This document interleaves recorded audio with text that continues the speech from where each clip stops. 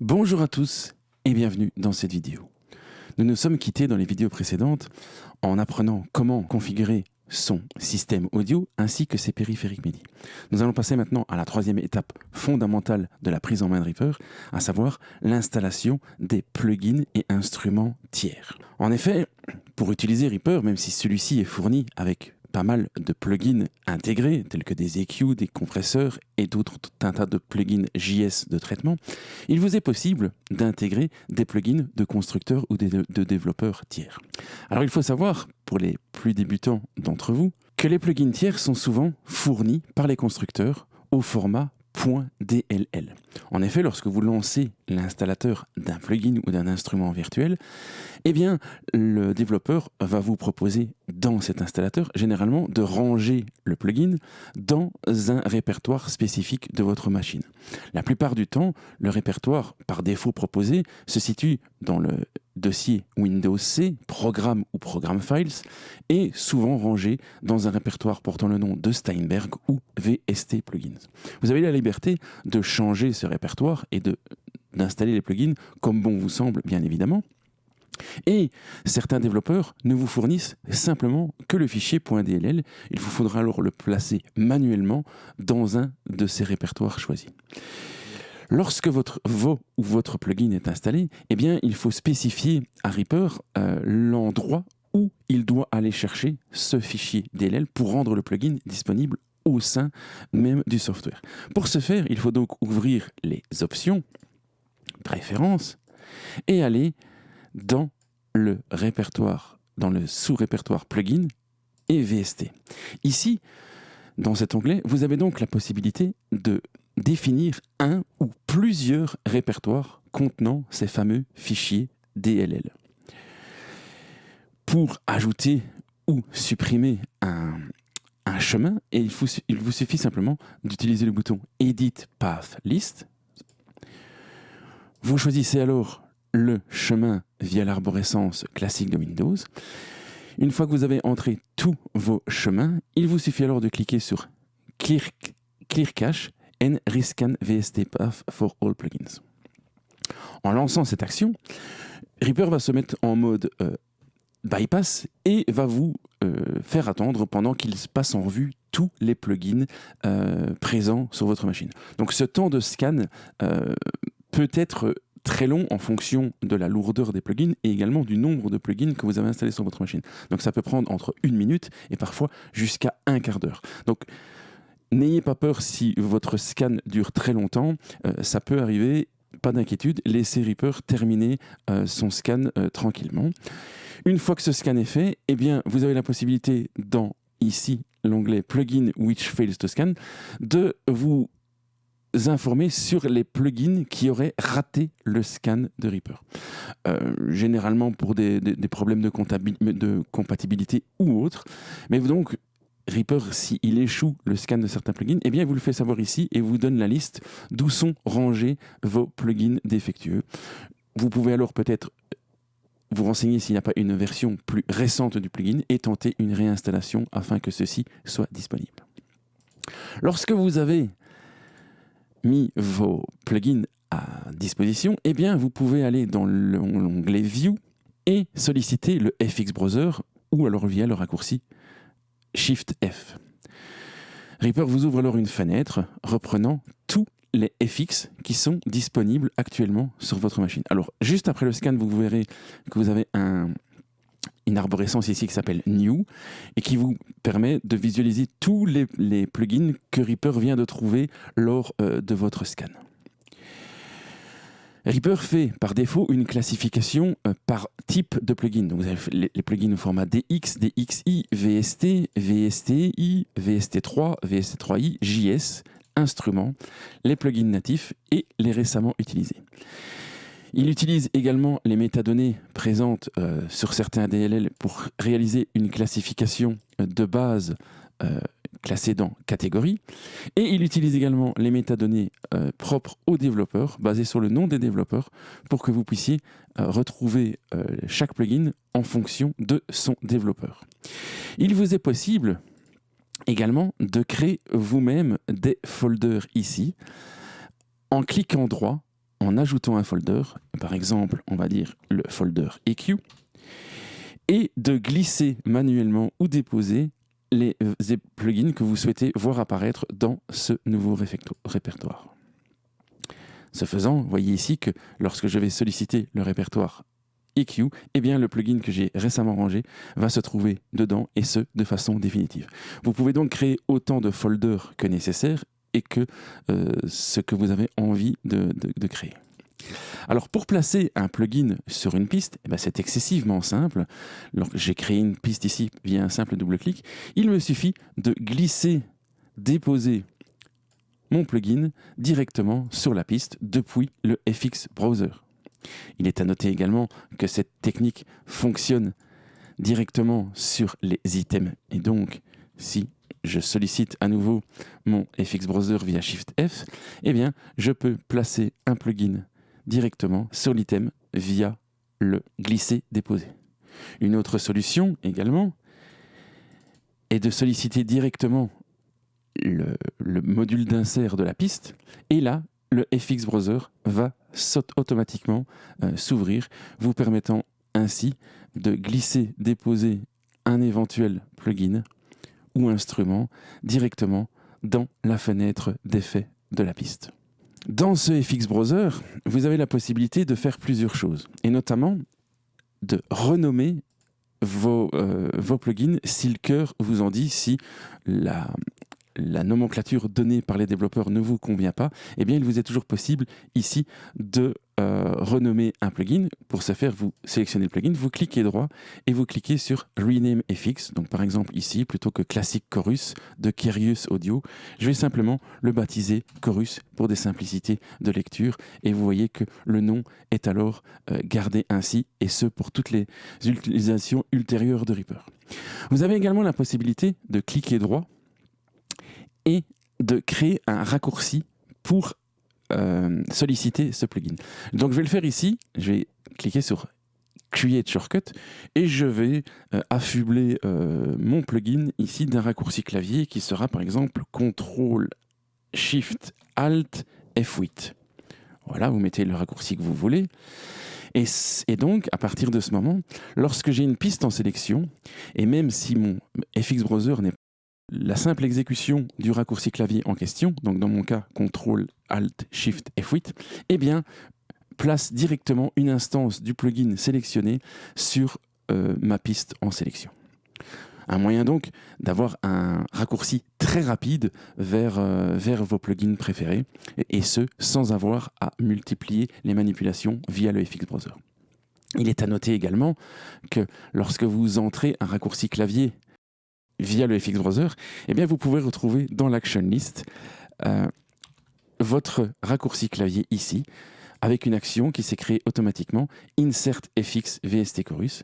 Et donc, cette action peut être utilisée comme toutes les actions de Reaper via un clavier MIDI ou un module hardware MIDI. Et je vous invite à regarder ma précédente vidéo pour connaître comment utiliser votre clavier MIDI pour solliciter des actions de Reaper.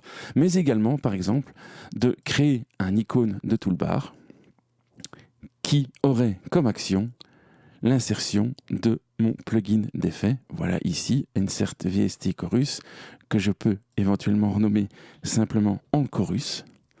Voilà. Je peux éventuellement cliquer droit pour mettre un icône sur cette icône. Je ne vais pas le faire. Et donc ici, on voit que ma barre d'outils s'est donc vue affublée d'un nouveau bouton baptisé Chorus.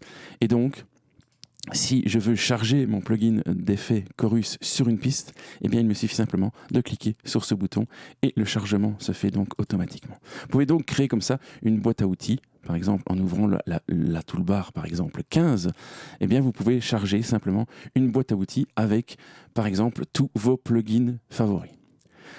Plugins favoris ou également, si je rouvre mon FX Browser, FX Chain. Alors, quels sont les FX Chain de Reaper? Je vais simplement l'illustrer ici.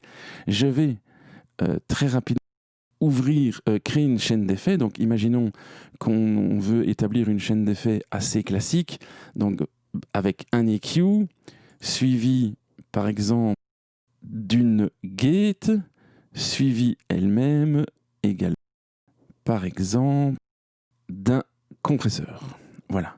J'ai donc ici, sur le bloc d'insert de ma piste, mes 3 plugins qui sont prêts à l'emploi. Alors je peux bien entendu déjà paramétrer éventuellement les plugins avec un point de départ qui me sied, donc avec une ouverture de gate plus grande, peut-être un threshold déjà un petit peu établi, un reacomp par exemple avec une attaque, un release à 300 millisecondes, l'auto makeup gain donné, un RMS times de 0, le wet un petit peu descendu, voilà, enfin ça c'est les préférences par défaut.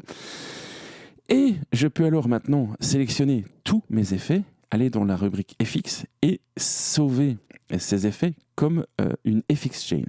Donc on va appeler ça module de base, par exemple.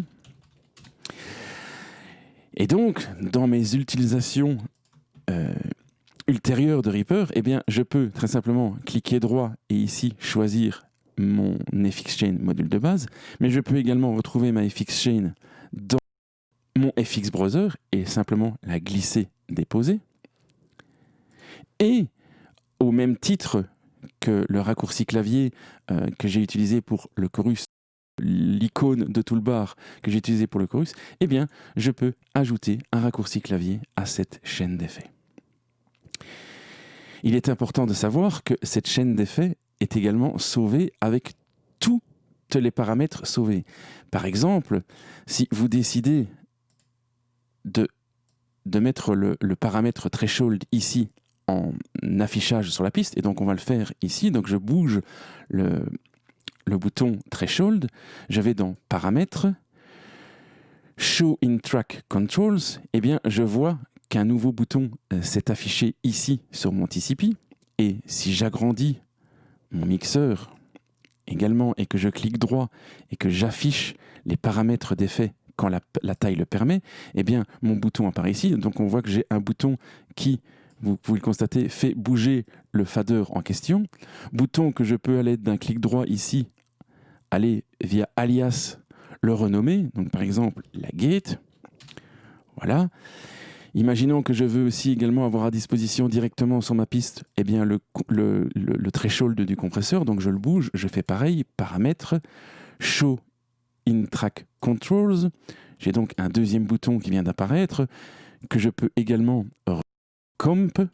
Voilà, alors je vais fermer momentanément le mixeur grâce au raccourci clavier CTRL-M. Voilà, donc ma piste ici, sans avoir à ouvrir ma chaîne d'effets, me permet d'accéder directement via ces boutons aux paramètres de threshold, de compresseur et de gate. Et en plus, petite astuce supplémentaire, en cliquant droit, eh bien, je peux afficher l'enveloppe d'automation du paramètre en question.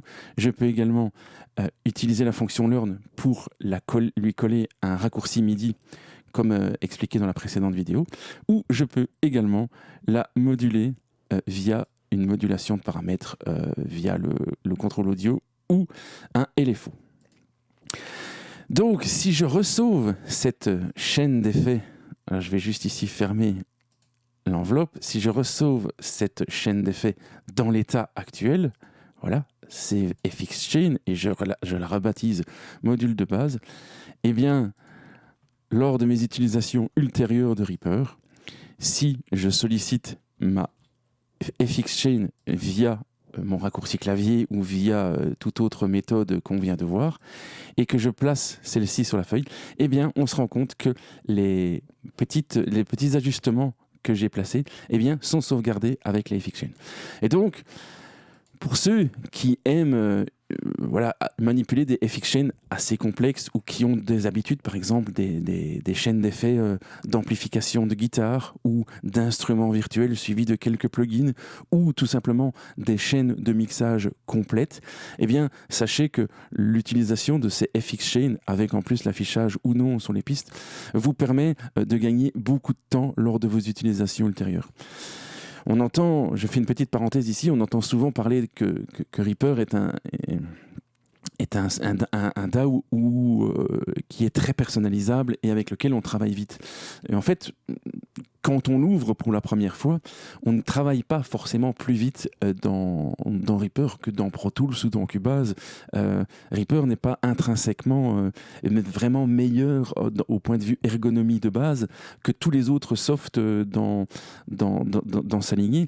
Par contre, comme celui-ci vous permet de faire beaucoup de personnalisation et beaucoup de sauvegarde de templates, comme on le verra et comme vous l'avez déjà peut-être vu sur mes vidéos, de FXchain et de tout un tas d'autres choses, notamment les raccourcis clavier, etc. Eh bien, au fur et à mesure de vos utilisations, si à chaque fois vous sauvez un track template, une chaîne d'effets, un raccourci clavier, créer un nouvel icône, eh bien, au fur et à mesure de vos utilisations, vous irez de plus en plus vite dans Reaper. Et donc, sur le long terme, tout au long de votre utilisation, votre historique d'utilisation, sur 1 an, 2 ans, 3 ans, 4 ans, eh bien, c'est là que vous allez gagner beaucoup de temps. Et je vous assure qu'on peut gagner vraiment beaucoup de temps si à chaque utilisation, on tient compte du fait que peut-être on va éliminer les tâches répétitives pour pouvoir utiliser le programme la prochaine fois un peu plus sereinement et un peu plus facilement. Et donc, vous pouvez construire votre environnement comme ça, pas à pas, au fur et à mesure de votre utilisation pour être de plus en plus efficace avec le DAW. J'ai aidé beaucoup de personnes à créer des configuration comme ça sur mesure, des personnes qui venaient de Pro Tools, de Cubase, et leur témoignage est quasiment unanime à long terme. Effectivement, le temps gagné à très long terme est considérable. Et donc je vous invite à vous poser parfois les bonnes questions en se disant, quand je crée une FXchain, est-ce que cette FXchain ne me servira peut-être pas éventuellement plus tard? Et ça prend quelques secondes de la sauver et vous en fera gagner énormément dans vos utilisations ultérieures. Merci pour votre attention, à la prochaine, ciao.